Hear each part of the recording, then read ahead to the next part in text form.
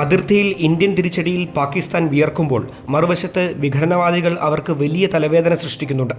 പതിറ്റാണ്ടുകളായി സ്വാതന്ത്ര്യത്തിനു വേണ്ടി പോരാടുന്ന ബലൂചിസ്ഥാൻ കഴിഞ്ഞ ദിവസം സ്വാതന്ത്ര്യം പ്രഖ്യാപിച്ചു കഴിഞ്ഞു. ബംഗ്ലാദേശ് രൂപീകരണത്തിൽ അവസാനിച്ച 1971 ഇന്ത്യ പാകിസ്ഥാൻ യുദ്ധത്തെ അനുസ്മരിപ്പിക്കുന്നതാണ് ഇപ്പോഴത്തെ സംഭവവികാസങ്ങളെന്ന് പല രാഷ്ട്രതന്ത്രജ്ഞരും അഭിപ്രായപ്പെടുന്നുണ്ട്. എന്താണ് പാകിസ്ഥാനിൽ പുകഞ്ഞു നീറുന്ന ബലൂചിസ്ഥാൻ പ്രശ്നം? എവിടെയാണ് ഈ പ്രദേശം? എന്താണ് അവരുടെ പോരാട്ടത്തിൻ്റെ കാരണം? നമുക്ക് പരിശോധിക്കാം. എവർക്കും സ്റ്റോറി ഇൻ ഹിസ്റ്ററിയിലേക്ക് ഹാർദമായ സ്വാഗതം. ഇന്ത്യയുടെയും പാകിസ്ഥാൻ്റെയും സ്വാതന്ത്ര്യലബ്ധിയോടെ തുടങ്ങുന്നതാണ് ബലൂചിസ്ഥാൻ പ്രശ്നം. ബ്രിട്ടീഷ് ഇന്ത്യയെ വെട്ടിമുറിച്ചപ്പോൾ അന്നുണ്ടായിരുന്ന നാട്ടുരാജ്യങ്ങൾക്ക് ഇന്ത്യയിലോ പാകിസ്ഥാനിലോ ചേരുന്നതിനോ സ്വതന്ത്രമായി തുടരുന്നതിനോ അവകാശമുണ്ടായിരുന്നു. ഖരൻ, ലാസ്ബേല, മക്രാൻ, കലാത്ത് എന്നിങ്ങനെ 4 നാട്ടുരാജ്യങ്ങളായിരുന്നു പാകിസ്ഥാൻ്റെ തെക്കുപടിഞ്ഞാറൻ പ്രദേശത്തുള്ള ബലൂചിസ്ഥാനിൽ ഉണ്ടായിരുന്നത്. പാകിസ്ഥാനോട് ചേരുന്നതിൽ താല്പര്യമില്ലാതിരുന്ന നാട്ടുരാജ്യങ്ങൾ. ആദ്യം അവരുടെ തീരുമാനത്തെ ബഹുമാനിച്ചിരുന്ന മുഹമ്മദ് അലി ജിന്ന ബ്രിട്ടീഷ് ഇടപെടലിൽ തീരുമാനം മാറ്റിയെന്ന് ചരിത്രകാരന്മാർ ചൂണ്ടിക്കാട്ടുന്നു. കലാത്തിലെ ഭരണാധികാരിക്ക് ഇന്ത്യയോട് ചേരുന്നതിനായിരുന്നു താല്പര്യം. ഇടഞ്ഞു നിന്ന കലാത്ത് സ്വതന്ത്ര രാഷ്ട്രം പ്രഖ്യാപിച്ചു. ഒപ്പമുണ്ടായിരുന്ന മറ്റു 3 നാട്ടുരാജ്യങ്ങളെയും കൂടെ കൂട്ടി പാകിസ്ഥാൻ അവരെ ഒറ്റപ്പെടുത്തി. 1948 സൈനിക നടപടിയിലൂടെ കലാത്ത് പിടിച്ചെടുത്ത് പാകിസ്ഥാനിൽ ചേർത്തു. പാകിസ്ഥാന്റെ നയസമീപനങ്ങളോടും ചിന്താഗതികളോടും വിയോജിപ്പുള്ള ഏറെക്കുറെ മതേതര കാഴ്ചപ്പാടുള്ള ബലൂച്ച് ജനതയ്ക്ക് അവർ പാക് രാഷ്ട്രത്തിന്റെ ഭാഗമാണെന്ന് ഉൾക്കൊള്ളാനായില്ല. അവർ ചെറുത്തുനിൽപ്പ് തുടർന്നു. ബലൂച്ച് മേഖലയിൽ കലാപങ്ങൾ തുടർക്കഥയായി.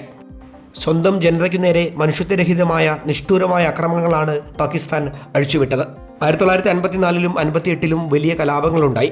കലാത്ത് 1958 സ്വാതന്ത്ര്യം പ്രഖ്യാപിക്കുന്നതിലേക്ക് വരെ കാര്യങ്ങളെത്തി. എന്നാൽ പാകിസ്ഥാൻ മനുഷ്യത്വരഹിതമായ രീതിയിൽ ചെറുത്തുനിൽപ്പുകളെ അമർച്ച ചെയ്തു. 60കളിലും 70കളിലും 21ാം നൂറ്റാണ്ടിൻ്റെ തുടക്കത്തിലുമൊക്കെ കലാപങ്ങൾ പൊട്ടിപ്പുറപ്പെട്ടു. ബലൂച്ച് ജനതയുടെ സ്വാതന്ത്ര്യത്തിനായുള്ള മുറവിളി പാകിസ്ഥാൻ ചെവിക്കൊണ്ടതേയില്ല. ഗത്യന്തരമില്ലാതെ ഇടയ്ക്ക് ബലൂചിസ്ഥാന് അവർ പ്രവിശ്യ പദവി നൽകി. എന്നാൽ സ്വതന്ത്ര രാഷ്ട്രമെന്ന ആവശ്യവുമായി ബലൂചിസ്ഥാനിൽ പോരാട്ടങ്ങൾ തുടർന്നു. പാകിസ്ഥാൻ ബലൂചിസ്ഥാനെ വിട്ടുകൊടുക്കാൻ തയ്യാറാവാത്തതിനും വ്യക്തമായ കാരണങ്ങളുണ്ട്. പാകിസ്ഥാന്റെ മൊത്തം ഭൂവിസ്തൃതിയുടെ 44% ബലൂചിസ്ഥാനാണ്. എന്നാൽ ജനസംഖ്യയുടെ 5% മാത്രമാണ് ഈ പ്രദേശത്ത് അധിവസിക്കുന്നത്.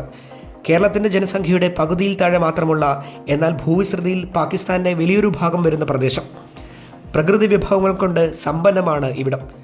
നാച്ചുറൽ ഗ്യാസ്, ക്രോമൈറ്റ്, ഇരുമ്പ്, കൽക്കരി, സൾഫർ, മാർബിൾ, ഗ്രാനൈറ്റ് തുടങ്ങി വിലപിടിപ്പുള്ള ധാതുവിഭവങ്ങളുടെ കലവറ.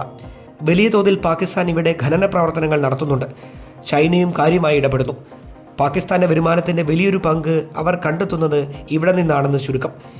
എന്നാൽ പ്രാദേശിക ജനതയ്ക്ക് ഇതുകൊണ്ട് കാര്യമായ പ്രയോജനമൊന്നുമില്ല. ജനസംഖ്യയുടെ സിംഹഭാഗവും അതിദാരിദ്ര്യത്തിലാണ് കഴിയുന്നത്. തങ്ങളുടെ ഭൂമിയും പ്രകൃതിയും കൊള്ളയടിച്ച് തങ്ങളെ ചൂഷണം ചെയ്യുകയാണ് പാകിസ്ഥാൻ ചെയ്യുന്നതെന്ന് ബലൂച്ച് പോരാളികൾ അവകാശപ്പെടുന്നു. ചൈനീസ് നിക്ഷേപത്തെയും നിർമ്മാണ പ്രവർത്തനങ്ങളെയും അവർ എതിർക്കുന്നു.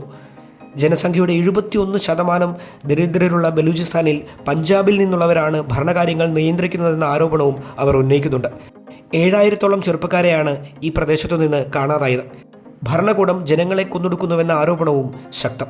സ്ഥിതിഗതികൾ വഷളാവുകയും സർക്കാർ വലിയ രീതിയിൽ പ്രദേശത്തെ എതിർപ്പുകളെ അടിച്ചമർത്തുകയും ചെയ്തതോടെ പ്രതികരണവും കടുത്തു. 21ാം നൂറ്റാണ്ടിൻ്റെ തുടക്കത്തിൽ രൂപം കൊണ്ട ബലൂചിസ്ഥാൻ ലിബറേഷൻ ആർമി സായുധ പോരാട്ടങ്ങളിലൂടെ സർക്കാരിനെ വിറപ്പിച്ചു. ഏറ്റവും ഒടുവിൽ 2025 മാർച്ചിൽ ജാഫർ എക്സ്പ്രസ് എന്ന തീവണ്ടി റാഞ്ചി 14 സൈനികരെ വധിച്ച് യാത്രക്കാരെ ബന്ദികളാക്കി അവർ പാകിസ്ഥാനെ ഞെട്ടിച്ചിരുന്നു. പഹൽഗാം ഭീകരാക്രമണത്തിനു പിന്നാലെ ഇന്ത്യ തിരിച്ചടി തുടങ്ങിയതോടെ BLAയും പാകിസ്ഥാനുള്ളിൽ പോരാട്ടം കടുപ്പിച്ചു. ബലൂചിസ്ഥാൻ സ്വാതന്ത്ര്യം പ്രഖ്യാപിച്ചു എന്ന വാർത്തകൾ വരെ പുറത്തുവരുന്നു. പതിറ്റാണ്ടുകൾ നീണ്ട ബലൂച്ച് ജനതയുടെ പോരാട്ടത്തിൻ്റെ കഥ കൂടുതൽ വിശദമായി നമുക്ക് പരിശോധിക്കേണ്ടതുണ്ട്.